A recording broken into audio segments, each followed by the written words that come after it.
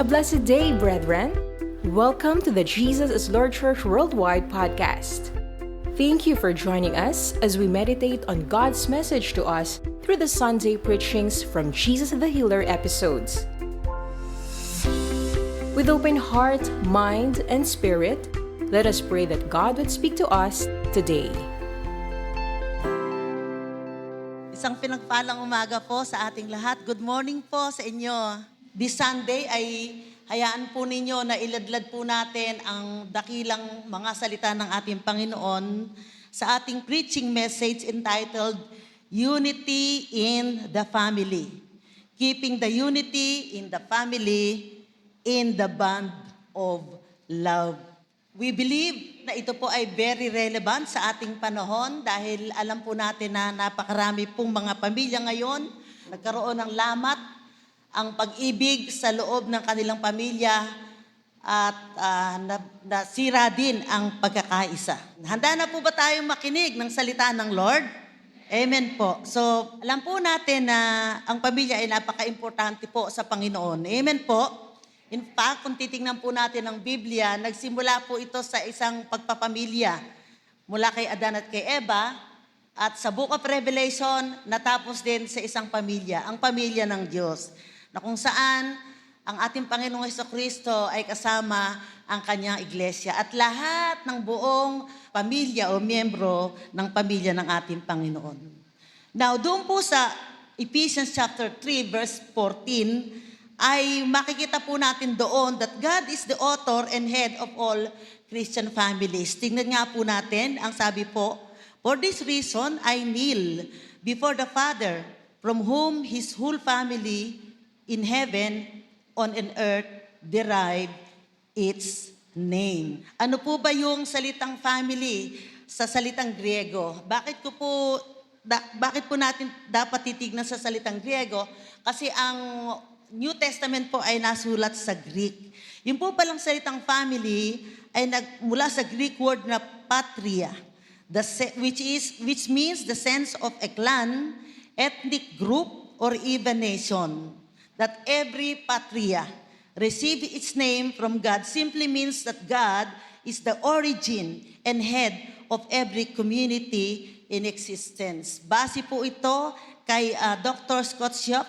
Siya po ay isang associate professor of religious studies sa Gardner-Webb University in the USA.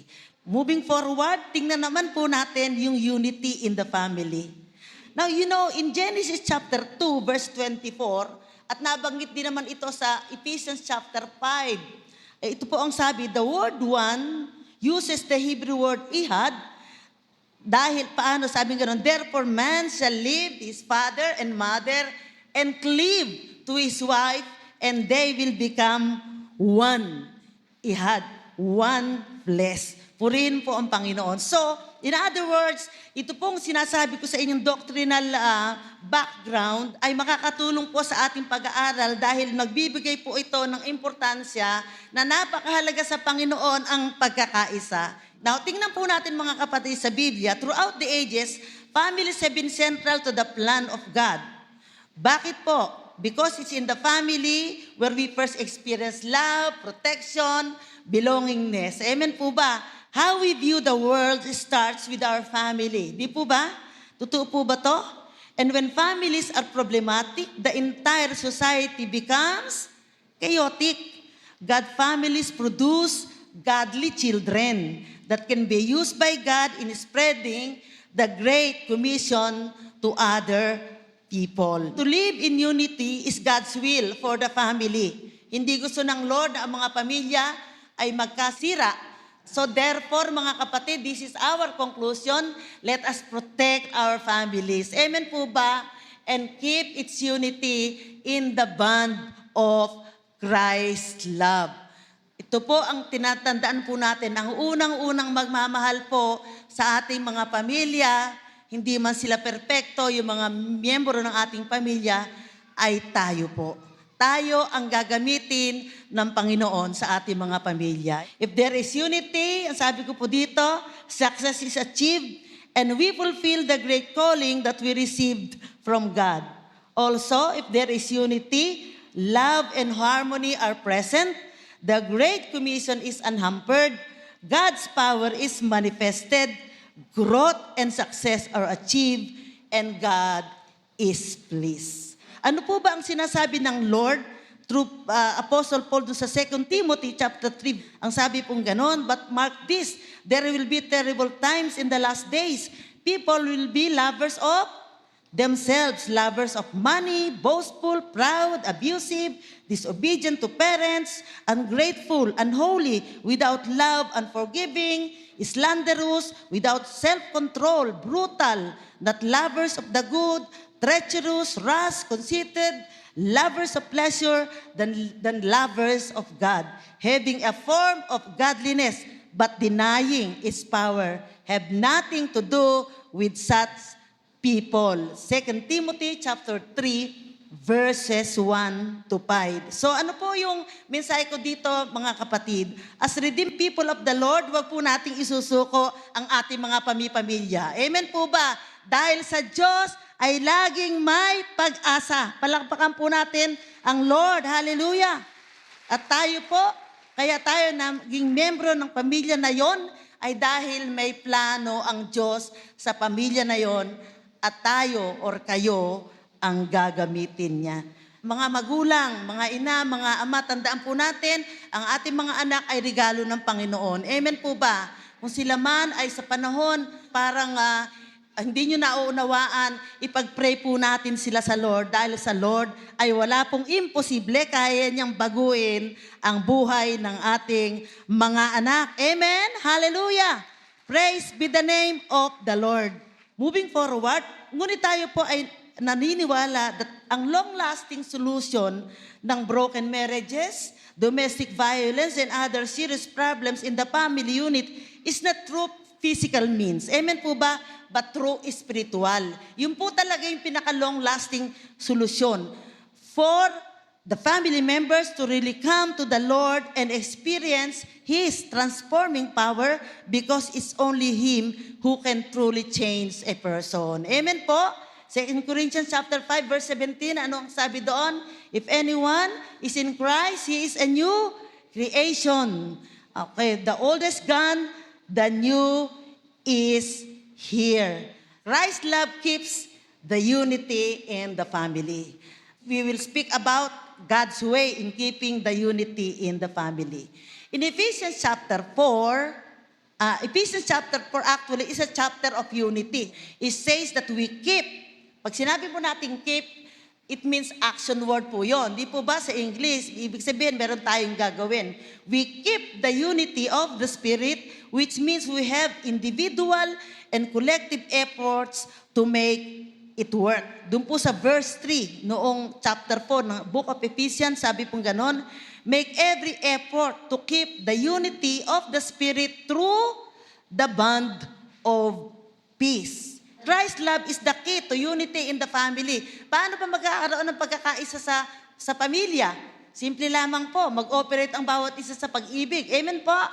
His love can restore families that have been broken and are under attack by the enemy and his cohorts. Tingnan po natin yung 1 Corinthians 13. Anong sabi po doon?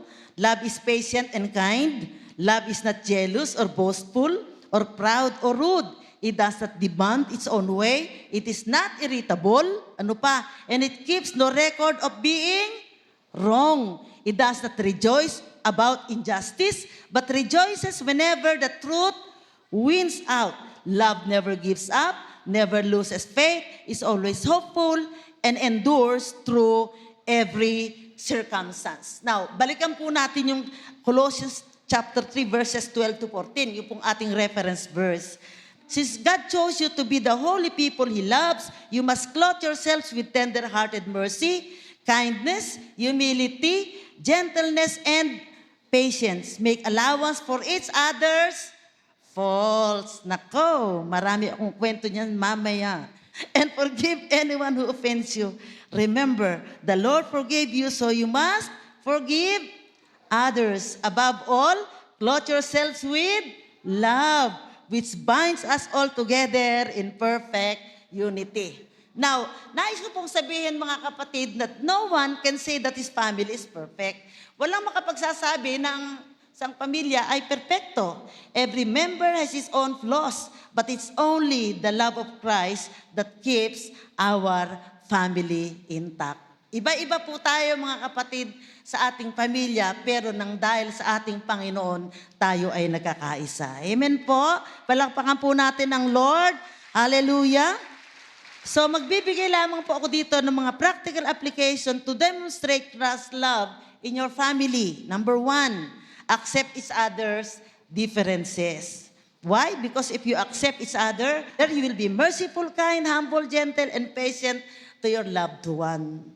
At actually, ito po yung isang napakahirap, di po ba? Kasi sa labas, madaling magpakabait di ba? Sa labas, sa opisina, sa iyong mga kaibigan. Pero ano ba yung natural environment natin? Doon sa natural environment, doon mo makikita yung tunay na ugali ng tao. Saan yun? Sa loob ng bahay. And then, doon nagkakaroon ng problema. Another one is see your loved ones as Christ sees them. Because if you do so, you will not be a fault finder. So see, make rooms for forgiveness. Amen po ba? Why? Because remember, the Lord forgave you, so you must also forgive others. Dahil pinatawad tayo ng ating Lord, ay dapat nagpapatawad din po tayo. And letter D is walk in love. Bakit? Because, sabi ganon, love never gives up. I-quote ko lang ulit. Love never loses faith, is always hopeful, and endures through every circumstance. Now, moving forward, meron po akong nabasa din. Meron po kasing sinasabi-sabi si Pastor. Si Pastor po kasi, lagi akong nakaabang kay Pastor sa totoo lang. Alam ba, kahit kakain kami, pag nakausap mo siya, feeling mo, after makausap, gusto mo na mag-preach. Ganon, ewan ko pa talaga. Lagi niya sinasabi, in essentials, unity, in the non-essentials, liberty, in all things, charity or love. Sabi ko, saan kaya kinuha ni Pastor yun? So nakita ko po, ito po pala isang aphorism. Pag sinabi po natin aphorism, yung concise statement ni Augustine Hippo na nabuhay noong 354 to 430 and ni John Wesley. Ang sabi po niya, in essentials, there is unity. In the non-essentials, liberty. And in all things, charity, love. Nabigyan ko po ito ng application. Sino po yung mga nanay dito? Sino yung nakukulot ang buhok nyo dahil sa mga anak ninyo? Di ba? Hindi pagpunta ka ng lababo, di ba? Andun. Nakaranas na po ba kayo na lahat na ng plato napunta na sa lababo? Ng baso, ng mugs. Natural po yan sa pamilya. Nasa natural environment nga But sa amin po, tatatlo na lang po kasi kami sa bahay dahil yung dalawa naka-abroad. Pero sa habag po ng Lord, dahil sa pagmamahal ng Panginoon, we mature. Nag-mature po kami. Hindi po namin problema kung walang naguhugas ng plato. Amen po ba? Pag ako'y napunta doon at kailangan hugasan ko po yun. Kung ikay nagmamadali, ako'y nagmamadali at kailangan kong umalis, hindi ko na pupulimahin ang aking kumot. Magkita na lang kami mamayang hapon. Bakit? Wala namang masusunog, babaha ako, hindi ko matiklop ang kumot ko. Pero purihin ng Lord, si Pastor hindi naman po siya nagreklamo kasi may mga time, pag nagmamadali siya, iiwanan na rin po niya yun at babalikan na lang. Ano po yung message ko mga kapatid? Lalong-lalo na po sa mga ina ng tahanan. Baka naman sabihin ng mga anak, sige, Salian, preach it, sige, go, go, go. Sige, handyan ng mami ko, sige. Ako, huwag naman, maghugas ka naman. Amen po ba? Ng plato. Palakpakan nga po natin si Lord. Hallelujah. Bakit po? Now, seriously, I believe that there is more to life than arguing about who will wash the dishes, who will make up the bed, etc., etc. Why? Because later on, you will realize what matters most in life is how you walk with God and other things are just minor concerns. Amen po ba? Pag po ba tayo ay pupunta na sa ating Panginoon, ikaw ay hando na sa iyong deathbed, iisipin mo pa ba yung, darling, yung plato, anak, yung plato, hugasan mo. Darling, yung halaman hindi nadiligan, etc., etc. Hindi mo na iisipin yun. Amen po ba? Ano yung iisipin mo? Iisipin mo, tama ba ang ginawa ko? Haharap na ako sa aking Panginoon? Meron ba akong regalo o meron ba akong reward sa Lord sa aking paglakad sa buhay? So, marami po kasing tao masyadong nagme-major sa minor rather than majoring on the major. They major on the minor and not majoring on the major. Palakpakan po natin ang Lord. So, wala po kaming problema. For the offenders, realize and repent. For the offended party, instead of finding the fault of your loved ones, forgive. If both parties do that, there will be healing and reconciliation because in the end, you will realize that family is family. Mahalin po natin ang ating mga pamilya. Amen po ba? Sige po. Hallelujah. Praise be the name of Jesus.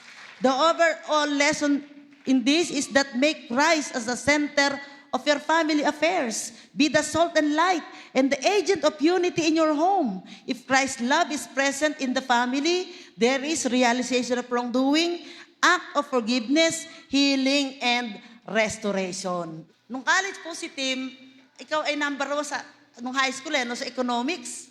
Nung pagdating niya sa college, siya ay bumagsak. Ang kanyang hindi lang naka-4, 5. So dumating po siya sa bahay, nakahiga ako doon sa bed.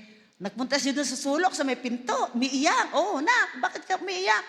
Mama, sabi niya, bumagsak po kasi ako sa economics. Ganon. O sige, ganito gawin mo. Kunin mo ulit. Pag bumagsak ka, kunin mo ulit.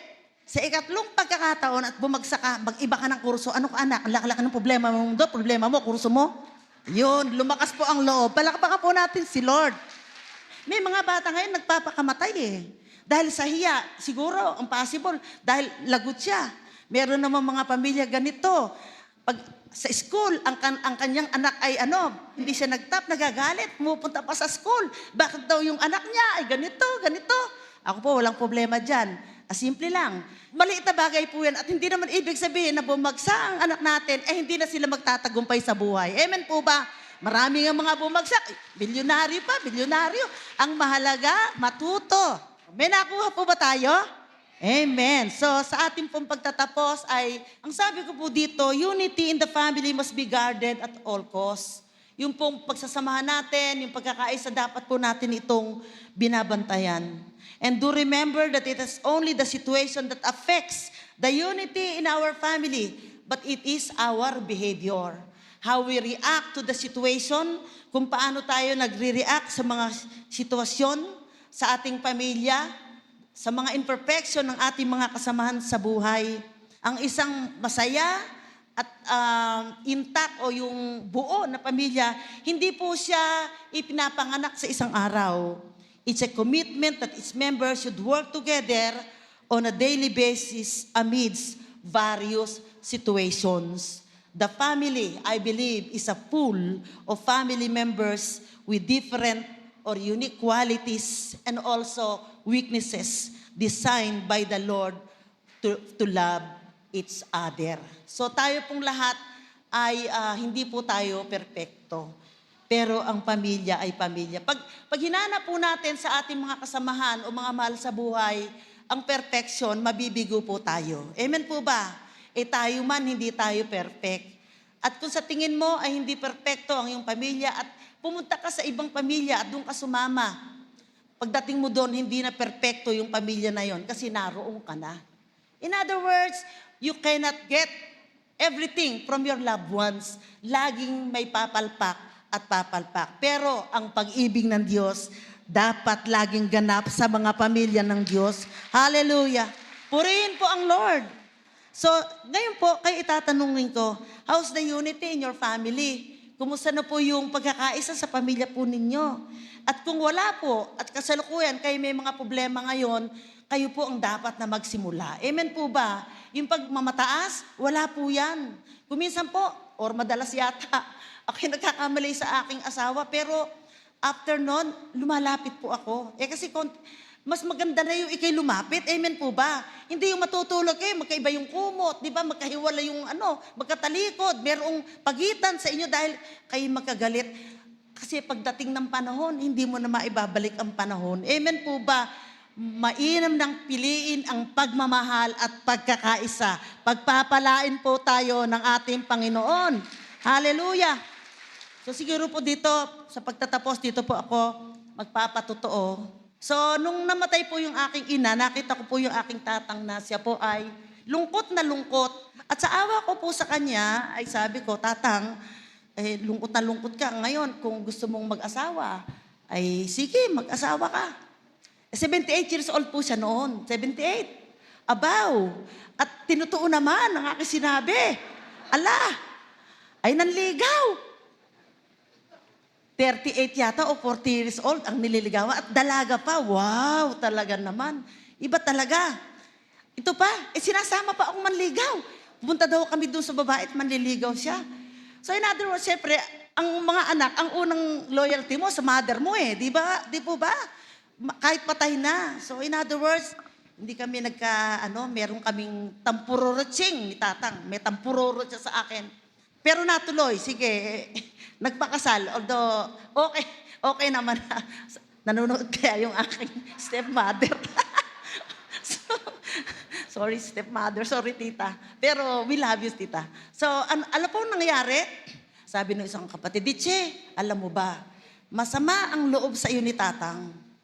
Then sinabi po niya yon, nag-isip po ako. Nag-isip ako, sabi ko, ano ba ang aking gagawin? Kasi rumirevolusyon pa rin ang aking, in fairness, happy yung samahan nila. So, inaisip ko po yon. Sabi ko, pwede naman akong ipilit ko yung akin. Iintak ko yung aking pride. Pero nag-isip ako, paano kung dumating ang panahon na umuwi na si tatang? Tapos naisip ko, sayang, sana lumapit ako kay tatang. At pag nangyari yon, anytime na kukunin si tatang, ano man ang gawin kong uyak, wala na akong magagawa. Di po ba? At forever na pagsisihan ko po yon. So binaba ko po yung aking pride. Lumapit ako sa kanya, niyakap ko siya, at na-restore po yung aming relationship. At natutuwa naman siya kasi lagi niya sinasabi, yung mga anak ko, hindi sila nag-aaway. You know, nung pong namatay yung kanyang biyanan, pumunta ako doon, Sabado yun. Tapos hinahanap ko siya. Ay wala, sabi nila, wala ang tatang mo kasi nagpunta siya ng kabilang baryo, naghanap siya ng baboy. Kasi ma-entertain po kasi yun pag may namamatay na namin. Alam ba, sa Malsaboy, si mother, yung mga kapatid, daily nagpapapatay siya ng baboy kasi ayaw na ayaw yung mga tao, nagugutom. So, ganun siya. So, nung dumating po siya, niyakap ko, nakabarong pa siya ng color green. Nakabarong, maghahanap lang ng baboy, nakabarong pa. Wow! Talaga naman. So, I cannot forget that. And then, niyakap ko siya. Sabi ko, tatang, ba't ka naman hindi na amoy baby ngayon? Amoy pawis ka. Hindi ka amoy baby ngayon. Kasi mabango siya And then sabi ko, pero alam mo, may darating akong pera, tang. Bibigyan kita. Kaya lang, hindi malaki. Mainam na yung maliwanag, di ba? Hindi malaki. So, malis kami, inalikan ko siya, masayang-masaya daw po siya nung araw na yon hanggang nung gabi. Alam po ninyo, nung gabi, inatake si tatang, umuwi na sa Lord. So, tama po yung aking desisyon. Amen po ba? Ang aking desisyon, tamang-tama lang. Kasi kung umuwi sa Panginoon si tatang na meron kami sama ng loob, siguro hanggang ngayon ako'y nagsisisi. Well, sa aking pagtatapos, ang masasabi ko po sa inyo, sa mga anak, walang perpektong magulang. Amen po ba? Lagi kayong may makikita at makikitang mali sa magulang nyo. Gayun din sa mga magulang, meron kayong laging makikita na mali sa inyong mga anak. Gayun din naman sa iglesia, lagi tayong may makikita ng mga kapatiran na hindi perpekto. Pero ito lamang po ang masasabi ko sa inyo, ang pag-ibig ng Diyos ang siyang mag-iisa po sa atin. Amen po ba? Purihin po ang ating Panginoon. In Ephesians chapter 4 verses 1-3, basahin po natin ulit yung ating verse. I therefore, the prisoner of the Lord, beseech you to walk worthy of the calling with which you were called, with all lowliness and gentleness, with suffering, bearing one another with love, endeavoring to keep the unity of the Spirit in the bond of peace. And Colossians chapter 3 verses 12 to 14, since God chose you to be the holy people He loves, you must clothe yourselves with tender-hearted mercy, kindness, humility, gentleness, and patience. Make allowance for each other's faults and forgive anyone who offends you.